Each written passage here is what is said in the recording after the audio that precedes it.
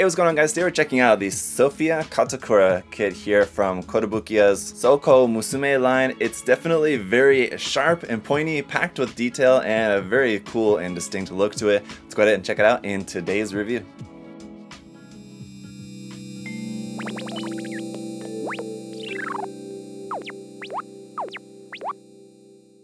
Alright guys, starting off taking a look at the box art. Just like with the Tsugumi kit, it's got a really cool design to the box art. I really like this with just the big stripe in the background and the character design. Of course, the character illustration here looking fantastic. And one thing that I think you guys will notice with this kit that'll be really nice is just all the really fine detail that's molded into this, and that is reflected here, as you can see, just like in the box art, but that's actually going to be apparent in the kit itself. The bottom of the box there just got a close-up of the artwork that's on the front. On the side of the box here, you can see what the kit is going to look like when it's all built and painted up in full detail there, front and back, with that cape as well, looking very cool. So here's a couple of posed shots there, so you can see some more about the different posing options you have with this. And then here's a look at how the kit looks just built up straight out of the box without being painted at all, and you can definitely see a big difference there in the axe for one, and then without painting, you're not really going to be able to see these details quite as nicely as on when it's painted. So it's a model that has a lot of really great detail on there, but you're probably going to want to paint it to really bring out the most of the details. On the opposite side though, here we have a look at your face options for that, and we are going to have some decals for your eyes as well.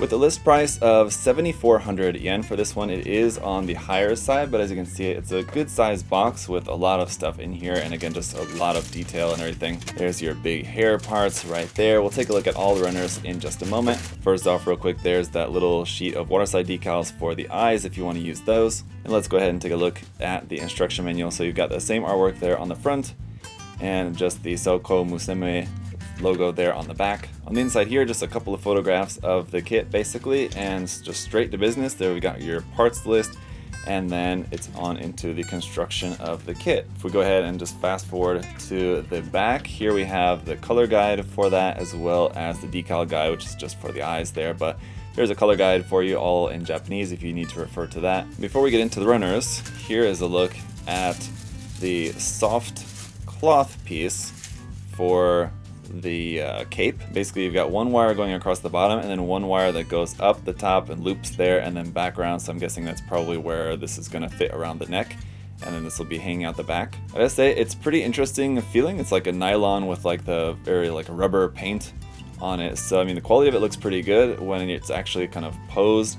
We'll see how this looks, if it ends up looking very convincing or not. I'm not sure how this is going to actually look on the kit, but we'll find out. First up, here's just a quick look at your face option parts. We'll see how these look on the kit in just a moment, but of course the printing on these as usual looking very nice. Then we do have a couple other parts here with some pre-painting on there. Looks like dark blue parts with a little bit of purple painted on these. That looks really good as well. You got your standard base plate here in purple. Got some polycap parts here in skin tone color, and your hand parts are going to be here technically on runner N. It looks like we've got closed fists, open hands, and then two different types of holding hands, it looks like, in dark bluish purple. Runner A is going to be our hair parts in this light blue.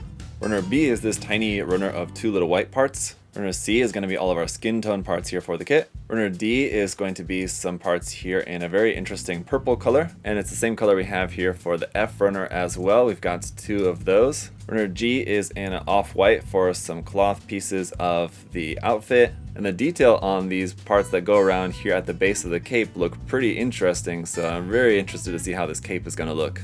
Runner H is some more pieces in that nice purple color. Runner I is now in a brighter color of purple, and it's the same thing here for Runner J. We've got two of this J runner. Runner K is going to be all the parts here for the axe weapon, and it's in this injected gunmetal, which looks pretty cool, I gotta say. Runner L is a couple pieces here in a pale red. Runner M is a couple more pieces here in purple, and Runner W is a few more pieces in that dark purple for what looks to be like wrist joints. Alright guys, so here's the kit all built up, and I gotta say, kind of mixed feelings about this one. There's some aspects of this kit that are fantastic, others I'm not quite as happy with, and we'll get into all that here in just a second.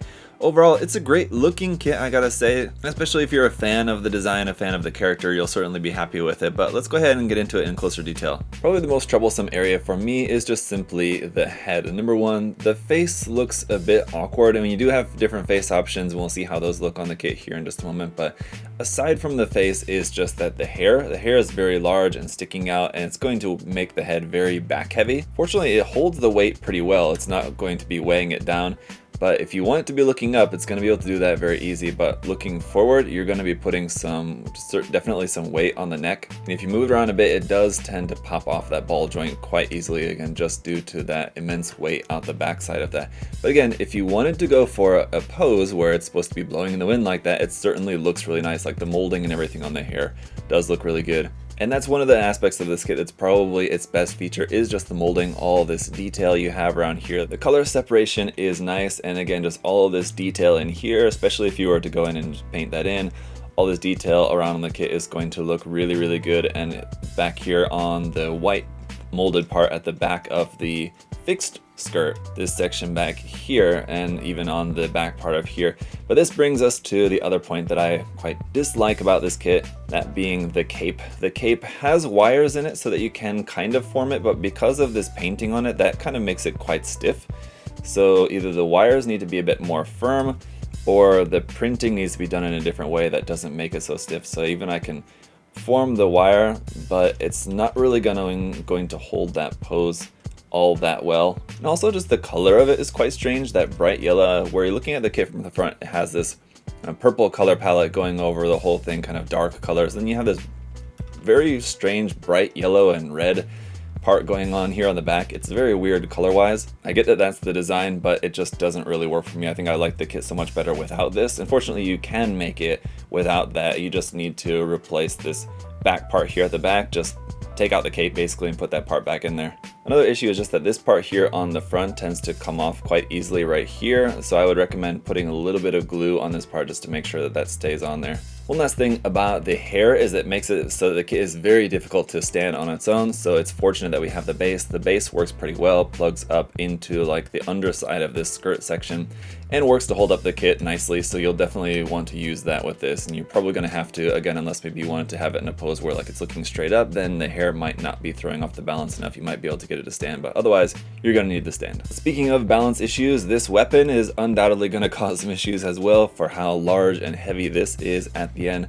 Just compared to the kit itself, you can see how big that is. Now it's hollow on the inside, of course, but it's still going to be pretty heavy. There's a lot of great detail on here. Of course, doesn't look quite as nice without this all being filled in with red detail. So like if you want to make it how it looks on the actual like official artwork, this is all lined in red, and that's definitely going to make it look much more cool. But it's a pretty awesome looking weapon. And you do have this attachment piece here, which is meant to clip on this section right there, and you can plug this onto an action base to help to hold that up for doing certain poses, and you're definitely going to need that, as I'm sure this is going to cause some issues getting the kit to hold up the weight of this. But let's go ahead and test it out. And as we're doing so, if you guys are curious about the size of this, it's generally about the same size as a frame arms girl, so it's a little bit larger than like Megami Device style kits. So it's about 1/10 scale if I had to put a scale to it. I definitely think that the Tsugumi kit was a little bit nicer kit in this line, but it's a very different kit. Even though they're both under the Soukou Musume LBCS titling, I feel like they're very different kits, so it's kind of difficult to compare them. But I feel like I can't give Kotobukiya too hard a time on this one just because of the design. I feel like it was just not an easy kit to make without the issues that I've mentioned, and the issues that I've found with this kit are relatively small. Again, at the end of the day, it looks great. It's a really good looking kit. I think the faces could look a little bit nicer because they really don't look that close to the face that's on the box art, unfortunately. Other than that, I don't think that there's really too much else that Kotobukiya really could have done with this to improve it. It's a difficult design, and I think they pulled it off pretty well. It looks really good. But I can understand how this one won't be for everyone. If I had to give you guys a suggestion, I would say if you like the design and you see potential in the kit, then definitely check it out.